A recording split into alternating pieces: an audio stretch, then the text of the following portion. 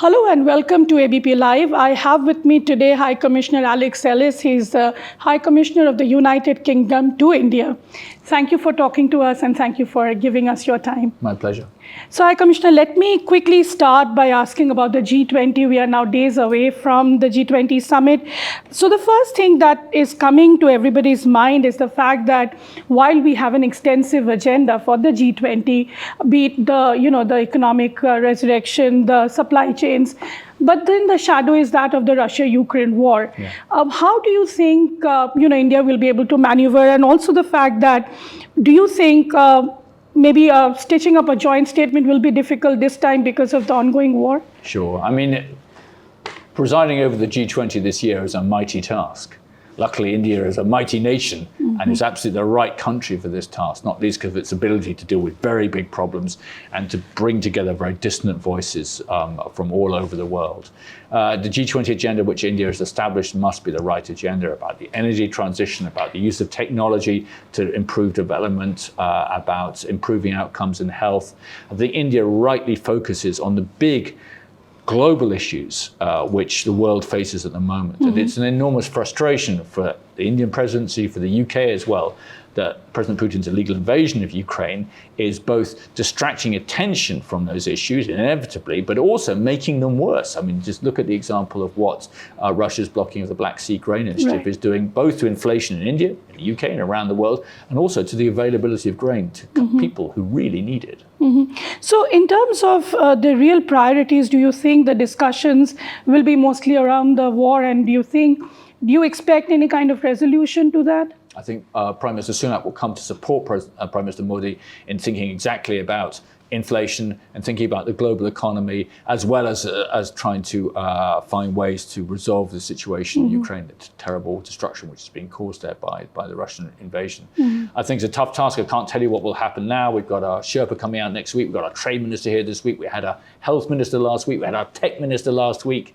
We'll have our culture minister this week. There's a whole lot of people from the UK ministers coming out to try and help the Indian presidency, but it's going to be tough. So I believe this is going to be your Prime Minister's maiden visit to India as the Prime Minister for Prime Minister Sunak to come here.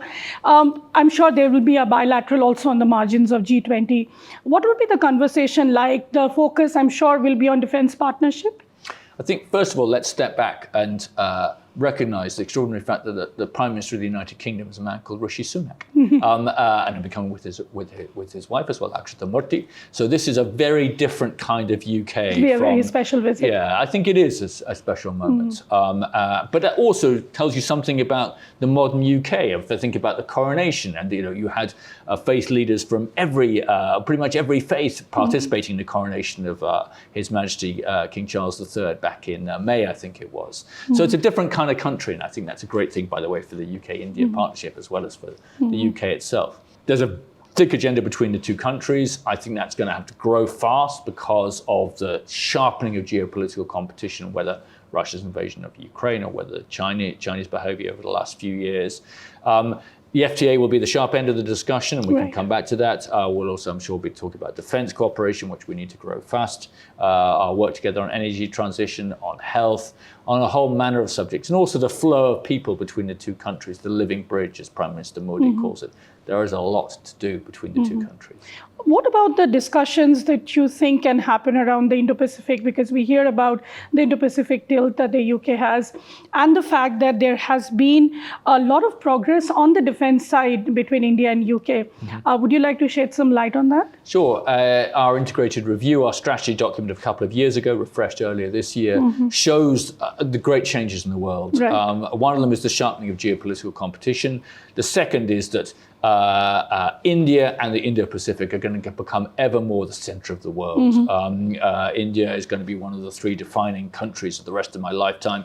I think this region will be the defining region of the rest of my lifetime. And that's about economic growth. It's also about security. It's about human opportunity as well, and the great transformations which are going on within countries like India or Indonesia and so forth. So That's bound to be a focus of both of the G20, the bilateral meeting between the two prime ministers. But I think more generally, that has a defence element to it. As you saw, the UK is more heavily engaged in this part of the world through AUKUS, through the submarine work, and also the other work we're doing with Australia and the United States, through development of a new fighter aircraft between the UK, Japan, and Italy.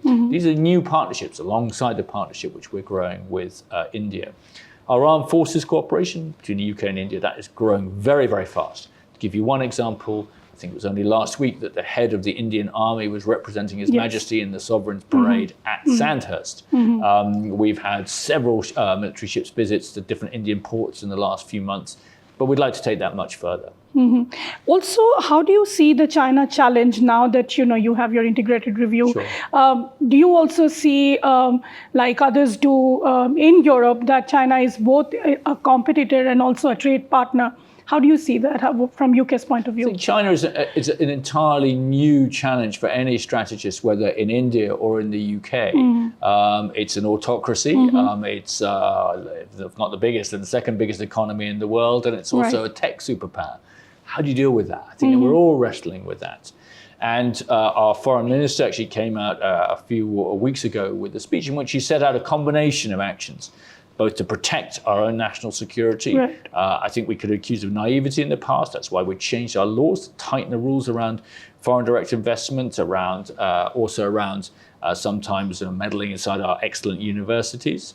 And then the second thing is working much more closely with our friends. And that obviously includes India and in the Indo-Pacific. If you want a reminder of why you need friends, look at a response to Ukraine, a Ukrainian response to Russia's illegal invasion. You need friends in order to be able to do well in the modern world. And thirdly, it's direct engagement. India does that, the UK does that, we do it with our eyes open, but it's a necessary part of an overall approach to China. I think it's one of the things which is actually bringing the UK and India closer together and actually giving more fuel to our partnership. And also, High Commissioner, coming to the trade and investment part, I know the India-UK FTA, the talks are progressing well. However, do you think, the fact that we missed the so-called Diwali deadline the last year, but do you see that getting concluded this year or next year, early next year? I think the first point is that an FTA would be in both countries' interests. It would substantially increase growth. We have about 3.5 lakh crore of trade, but we could grow that a lot more, I think. Our investment flows are very strong, actually, already, but the trade could grow. And that would benefit our economies and benefit employment, particularly in both our countries. But you would want, you would want an investment deal also parallel to it, right? That's certainly part of what we're negotiating at the moment. So the FTA, I think, would be in both countries' interests. We have made good progress. The 11th round, which took place earlier this month, made good progress. I think we cleared away a lot of issues, but I won't hide that there's still quite a long way to go. We've got the steep and sharp ascent now to get to the summit, and that's some of the most difficult issues. This will be the toughest round yet. That's why our Trade Minister, Kemi Badenok, is coming out to meet Piyush Goyal this week in order to get into the real details of how we're going to try and land this deal. So there's quite a long way to go. Okay, so that's certainly not this year that we can say the FTA. I will always put the substance. I'll put the substance of the negotiations in front of any date. We've gone a long way, but we're into the toughest bit now. Sure. And my last question to you, High Commissioner, there is a lot of contention happening between India and UK when it comes to the Khalistan issue. I know UK has now gone ahead and helped India in terms of, giving funding for the counterterrorism activities. But how do you see this as a constant irritant between the bilateral ties? So first of all forms of extremism, any form of extremism is not okay. Secondly, as our security minister said when he came here, I think the week before last, and met the National Security Advisor Doval and also met Foreign Minister Jaishankar, this is not just an Indian problem. This is a UK problem because this is UK citizens doing things in the UK. And that is something which we need to address. And that is why we already are addressing it, both the symptom in terms of the Indian High Commission. So we put more security, more police presence outside the High Commission. We've managed a series of demonstrations since the one with the incidents in the middle of March, and that's gone well. Good cooperation between the police and the Indian High Commission. We've taken action against TV stations which are not really TV stations. We've taken action against charities which are not really charities. We did an arrest in March when the incident took place. Police arrested somebody the other day in West London over another incident. So action is being taken, but we are putting more resources. We put another crore into better understanding of what is going on in the UK. At the same time, we are improving cooperation between the UK and the Indian authorities, because I repeat, this is not just an Indian problem, it is a UK problem. And we have to deal with it as we should deal with extremism of any form. Ambassador, just my very last question, because since you said that a lot of action is being taken, some of them are being arrested, you're also nabbing some of the fake TV channels and all.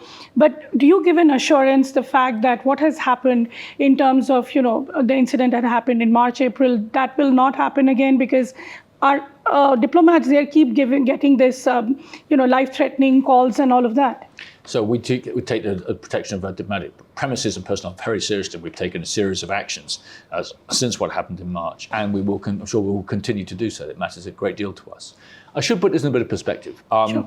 This is something which takes place against the backdrop of a fantastically good story, which is the flow of people from India to the UK and the emergence of an incredibly talented British community of Indian origin, which obviously includes our Prime Minister, but it also includes people of other faiths doing great things in other parts of UK life. The Mayor of London, or Sajid Javid, who was a Chancellor of the Exchequer, whose dad was a bus driver who had come from Pakistan. There are great things which people in the UK are achieving.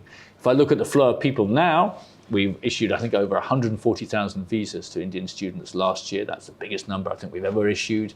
India tops every visa category, whether it's visit visas, whether it's work visas or student visas. You have to put this in a great context, which is how the living bridge is thriving and making our two countries just better places to be. Sure, thank you so much. So that was High Commissioner Alex Ellis, Envoy of the UK to India. For ABP Live, this is Nayanima, Basu.